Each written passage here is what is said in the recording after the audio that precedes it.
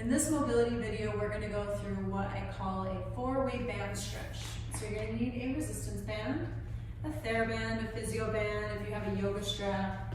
You can also use an extension cord, a belt, whatever you have, a dish towel. Start by putting this on your left foot for the sake of explaining, okay? So I have the band on my left foot, and you're going to make sure to put it right around the middle part of your left foot, okay? That way, it doesn't come off and hit you in the face. So, start this one with your left foot up toward the ceiling, bend the right knee, set that head so it's in a neutral position. If you find you're doing this, or you're doing this, just put a couple towels underneath your head. And what I want you to do is grab the band in each hand. You're just going to pull one side down, let the foot flop to the side, and then you're going to pull the other side down. Okay, let the foot flop to the other side. So here you're just alternating where your foot inverts and then your foot everts, side to side. As you're doing this, you're going to notice a difference in the stretch going down the side of the thigh and going along your calf, maybe along your shin. Okay, spend a little bit of time here for each position. I would recommend, I say 5 deep, controlled, slow breaths. Or you can spend anywhere from 30 seconds to a minute or more in each of these positions, okay? From here, you're gonna take both ends of the band in your left hand. You're gonna drop your right arm out to the side, and I want you to straighten the right leg down, okay? So here my hips are both pressing into the floor. My arms out to the side, so my shoulder blades are on the floor, and I'm gonna drop that leg out to the side wall, okay? What's more important here is that you're pulling the leg up this way versus just flopping it down to the side. Okay, I want you to think about keeping both hip bones, both shoulder blades on the ground, and your eyeballs are looking straight up toward the ceiling. With this, if you need to have a soft bend in the knees, or if you have a history of groin pulls, just like chill out, take it back up, breathe, okay? Try to relax in whatever position you end up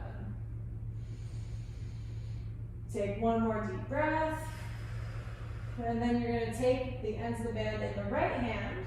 Left arm goes up to the side. And again, I want you to think more about lifting this foot toward this wall, okay? Kicking the heel and extending out from your hip joint into that twist. So my left hip comes off the ground. I'm using the band just to make this stretch A, doable, and B, semi-enjoyable, okay? You'll likely feel a stretch going all the way up along the side of your IT band, hamstring, and glutes, okay? Again, I don't just want you to flop over to the side. I want you to get some tension in this leg, drive that heel into that far wall, and just feel that really nice stretch going down the side of the leg.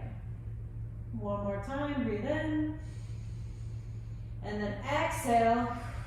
From here, you're going to lay on your side, okay? And you're going to take that foot behind you. And you're using the band to just help you with the quad stretch, okay? So the other arm, the bottom arm, supports the head. Both legs, both thighs are pointing straight down out of my hip joint.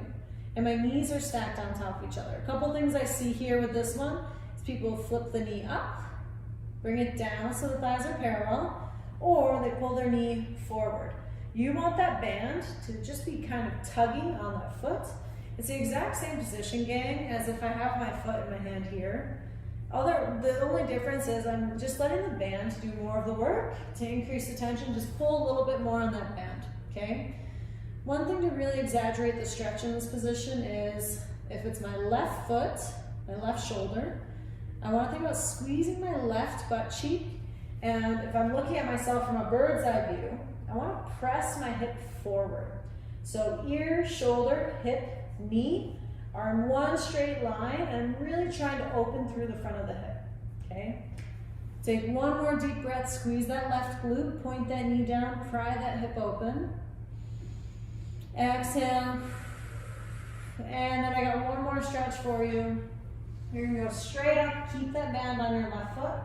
And I want you to cross your right ankle over your left knee, okay? So here you're using the band on the left foot, in order to just kind of give you some leverage and helping you get a little bit more stretch through this hip. Okay, some people will feel this on the inner thigh, groin, hip flexor, but really the goal is to get a nice deep stretch on those rotators through your hip. Okay, so I'm pulling the band down toward me. I'm pulling the knee down, so I'm not locking the leg. Okay, bend the knee, that way you get that force behind the foot, pushing it down towards your chest. To make this feel a little bit spicier, relax your head, and I want you to think about taking your tailbone, which right now might be curled and tucked up, and try to think about lengthening your tailbone, lengthen your sacrum down fully onto the floor. The more I pull my knee toward me, the more my hips, my pelvis, are going to want to tuck up, okay, where my tailbone points up. Again, point that tailbone right into that end wall. Try to lengthen that sacrum. You're going to notice a huge difference in the amount of stretch you're getting through that hip, okay? And then go ahead and release from there. And you're going to switch and do the other side, okay? Guys, this is a really good stretch to do if you're really sore after a workout, immediately after a training session, or just before a workout to kind of like loosen things up. So that was one side. You have to do both, okay? So rewind, play this video again so you can stretch the right leg.